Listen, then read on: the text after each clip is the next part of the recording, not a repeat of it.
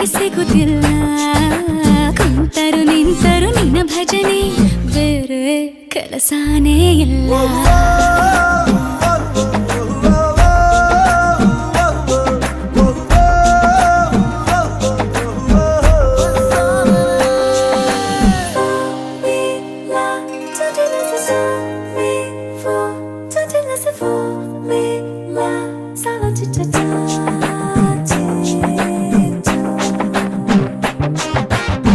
ದಿನ ರಾತ್ರಿಯು ನಿಲ್ಲದೆ